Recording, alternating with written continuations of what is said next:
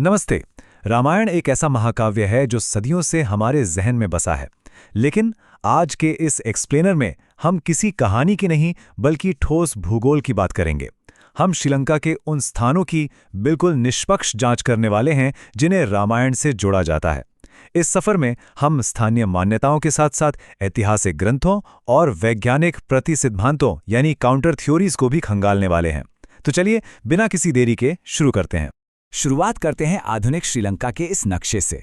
इस खूबसूरत द्वीप राष्ट्र को देखते ही रावण की उस पौराणिक और भव्य लंका की तस्वीर जहन में उभर आती है, जिसका जिक्र सदियों पुरानी परंपराओं में होता रहा है। यह नक्शा हमें सीधे उसी भूगोल के भीतर ले जाता है।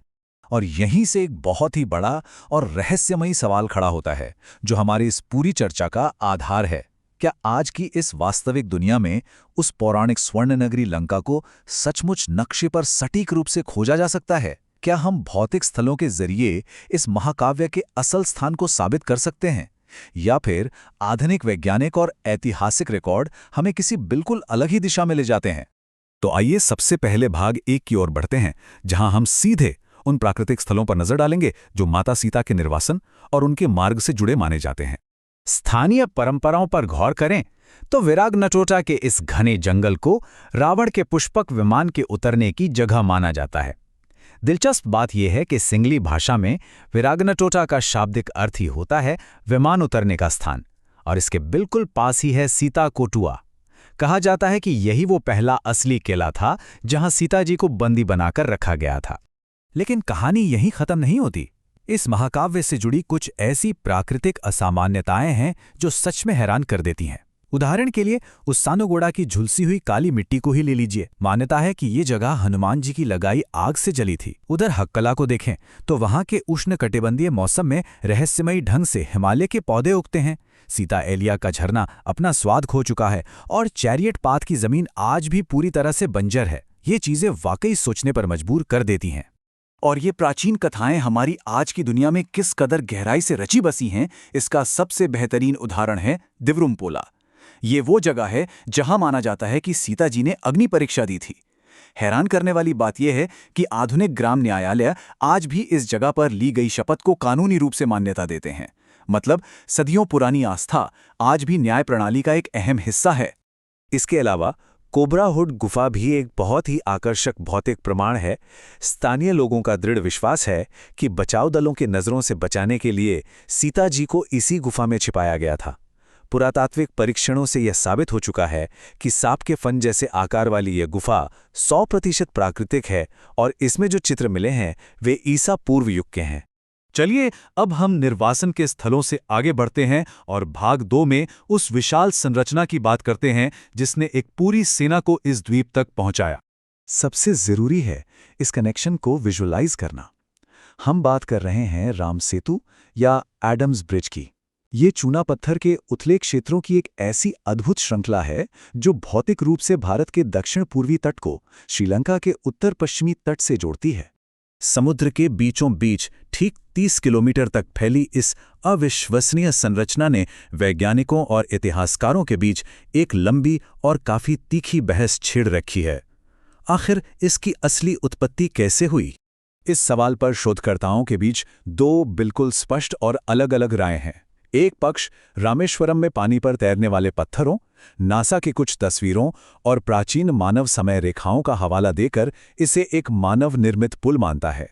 वहीं दूसरी तरफ भूवैज्ञानिक साक्ष्य इसे एक प्राकृतिक संरचना बताते हैं जो टेक्टोनिक बदलावों और हजारों सालों में मूंगों यानी कोरल के बीच फंसी रेत की वजह से बनी है। हम यहाँ निष्पक्ष रूप से दोनों पक्ष रख रहे हैं क्योंकि दोनों के अपने अपने तर्क हैं। स्थानीय भौतिक सबूतों को देखने के बाद अब भाग 3 में उन खगोलीय और ऐतिहासिक डेटा का विश्लेषण करना जरूरी है जो श्रीलंका की इस थ्योरी को कड़ी चुनौती देते हैं।